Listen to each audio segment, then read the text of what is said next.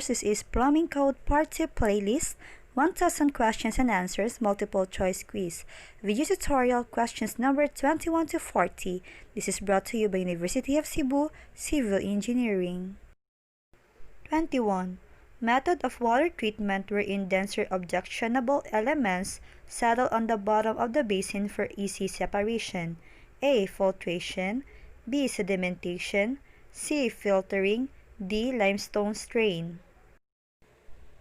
B. Sedimentation. 22.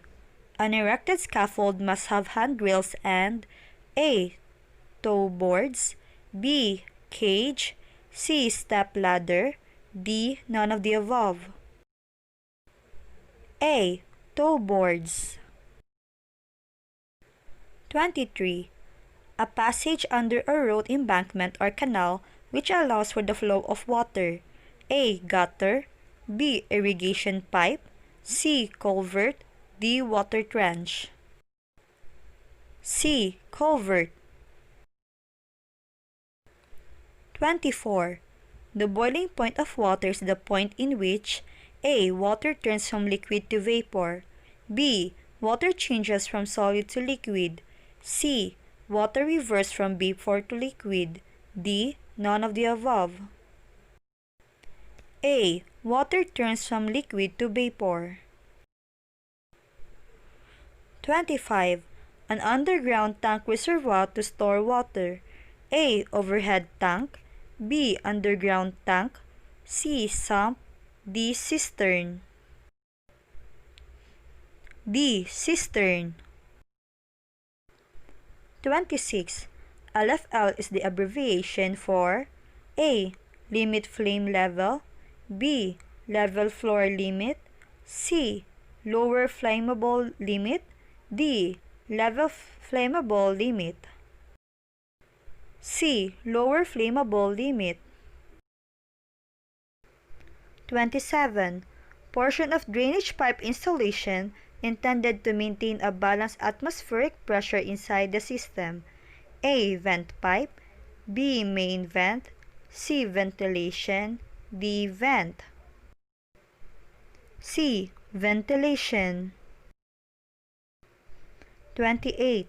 It is used for control, isolation, and repair of the water distribution system. A. Valves. B. Fixture branch. C. Septic tank. D. Riser. A. Valves. 29. It is the settling process wherein water is left in a large basin for a long period of time. A. Chlorination. B. Sedimentation. C. Filtration. D. Precipitation. B. Sedimentation. 30. Which of the following installations do not require installation of a cleanout? A. At upper end of every soil branch. B. Any change in the direction of a soil branch 22.5 degrees. C. At every branch interval of a soil stack. D. Any horizontal pipe exceeding 15 meters. C. At every branch interval of a soil stack. 31. The reference in measuring the depth of a trap seal of the P-trap. A. Crown weir to the top deep. B. Bottom deep to top deep. C. Inlet to outlet. D. Crown weir to the bottom deep. A. Crown weir to top deep. 32. The correct line to draw to reflect a hot water pipe is A. Bold line with 1 dash. B. Bold line with 2 dashes. C. Bold line with 3 dashes. D. None of the above. B. Bold line with 2 dashes. 33. Most handicap shower faucet installations include A. A handled spray. B. A tub spout with a diverter. C. Cross-tiles handles. D. None of the above. A. A handle spray. 34. A floor-mounted toilet is sealed to the drainage system using closet bolts and A. Tube of caulking, B. Tub of putty, C. Wax seal, D. None of the above. C. Wax seal. 35. It shall be supported at every 1 meter interval. A. Lead pipe, B. Screwed pipe, C. Copper tubing, D. Plastic pipe. D. Plastic pipe. 36. It is draining of the water seal caused by foreign objects like thread or string suspended and extended over the outlet arm of the trap. A. Ventilation, B. Capillary action, C. Water closet, D. Drainage. B. Capillary action. 37. Three common types of valves are A. Ball, gate, and butterfly, B. Gate, butterfly, and round, C. Butterfly, ball, and circular, D.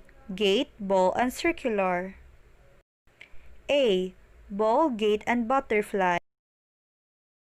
38. What do you call the trade name for a combination of a Y and an 8 bend? A. Sanitary T, B. 45Y, C. Sanitary cross, D. Combo. D. Combo. 39. A false circle connected to a line illustrated in plan view of a piping system indicated that it is A. Pipe stubbing out, B. Pipe turning down, C. Pipe turning out, D. None of the above. C. Pipe turning out. 40. A fitting constructed to prevent passage of air, gas, and other elements through the pipe without affecting the flow of water is called A. Trap, B. Check valve, C. Damper, D. Airlock. A. Trap. That's all for our Plumbing Code Part 2 playlist. 1000 questions and answers, multiple choice quiz, a video tutorial questions number 21 to 40. This is brought to you by University of Cebu Civil Engineering.